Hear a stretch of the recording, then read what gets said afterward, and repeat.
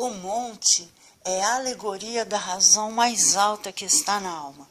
A razão da alma que crê em Deus exige pelo juízo que o Espírito que a move procure a sabedoria de Deus. E Deus mesmo abre o nosso entendimento para que a receba.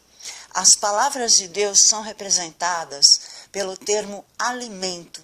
Jesus mesmo se refere a esse termo alimento como fazer a vontade de Deus. E só é possível fazer a vontade de Deus se conhecemos a sua palavra.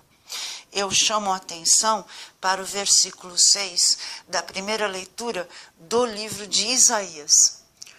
O Senhor dos Exércitos dará neste monte para todos os povos um banquete de ricas iguarias, regado com vinho puro, servido de pratos deliciosos e dos mais finos vinhos.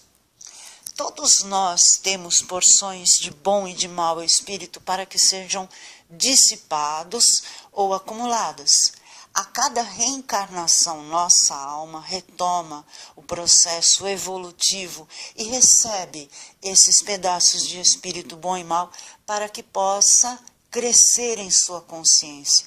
Diante do conhecimento da sabedoria divina, a alma vai se libertando progressivamente de referências antigas e más, como o preconceito que a dominava. Eu chamo a atenção para o versículo 7 da mesma primeira leitura. Ele removerá neste monte a ponta da cadeia que ligava todos os povos, a teia em que tinha envolvido todas as nações. A alma piedosa e em processo de libertação viverá para sempre, mesmo que o corpo de ossos e sangue morra e o pedaço de espírito de erro, causa de males e abominações, deixará a alma de acordo com o arrependimento do indivíduo, após reflexão sobre os pecados cometidos. Eu chamo a atenção para o versículo 8 da primeira leitura. O Senhor Deus eliminará para sempre a morte e enxugará as lágrimas de todas as faces e acabará com a desonra do seu povo em toda a terra. O Senhor o disse.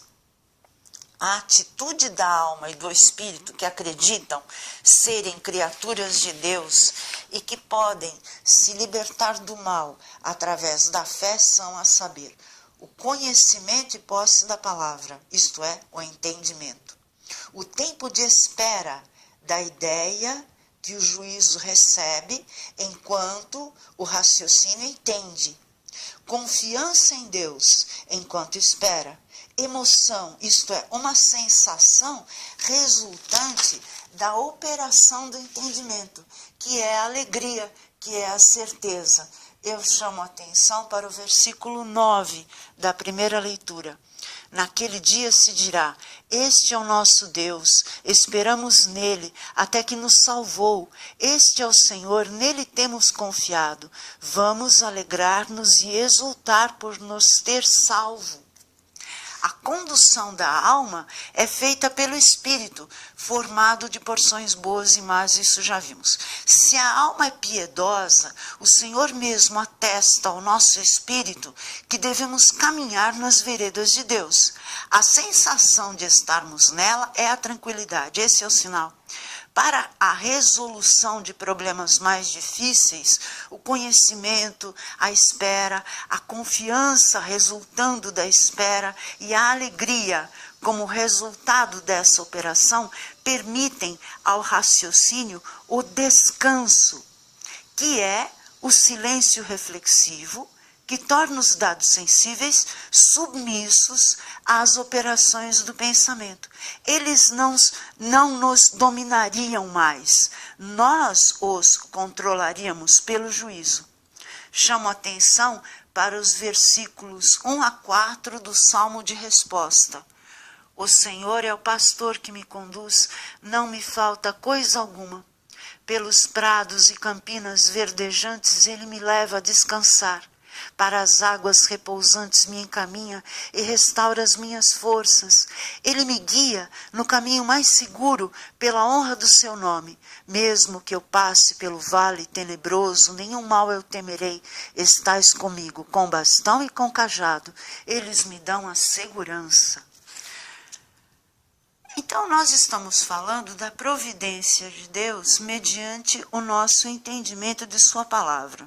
O pão é uma das providências de Deus para o cristão. Ele é a alegoria do corpo humano. É a alma em contato com os sentidos. Não se trata dos músculos ou dos ossos, mas dessa íntima conexão entre olfato, audição, paladar, tato e visão com a alma que os recebe.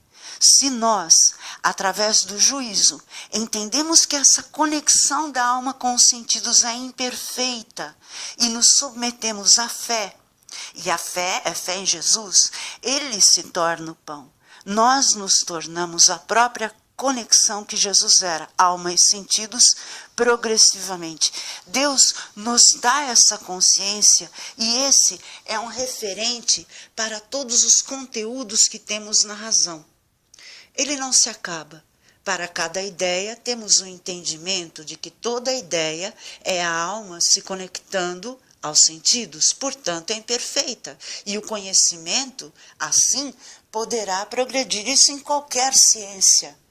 Se você entender que a sua alma recebe imperfeitamente, pensa imperfeitamente o que recebeu, você vai procurar cada vez mais e mais ciência. São infinitas as produções de ideias, serão infinitos os juízos cristãos que as submetem. É assim que torno viva a minha esperança, que é a minha espera pelo juízo de Deus em mim. Apenas crer que há um Deus que multiplica os pães e cura e me concede sua providência, torna minha alma temente e confiante. Mas a leitura alegórica que faço torna o meu juízo um imitador de Deus.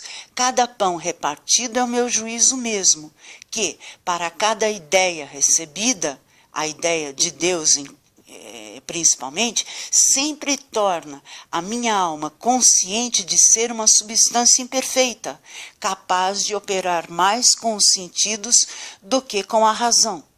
Essa substância imperfeita, para mim, é a alegoria dos coxos, dos cegos, dos mudos, que a ideia de Deus vem transformar em bons conceitos, em conceitos curados, aqueles que eram maus conceitos ou preconceitos.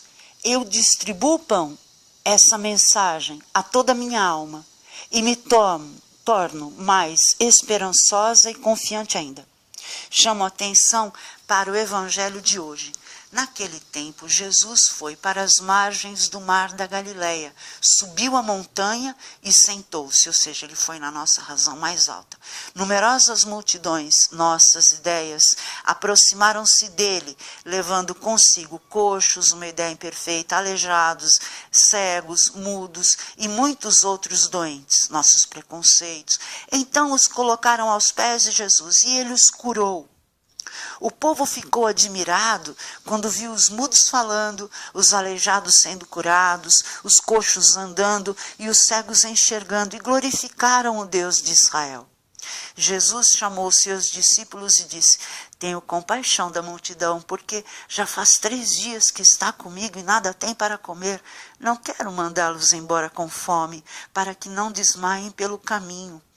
Os discípulos disseram: onde vamos buscar neste deserto tantos pães para saciar tão grande multidão? Jesus perguntou: quantos pães tendes? Eles responderam: 7, e alguns peixinhos. E Jesus mandou que a multidão se sentasse pelo chão. Depois pegou os 7 pães e os peixes, deu graças, partiu-os e os dava aos discípulos, e os discípulos às multidões.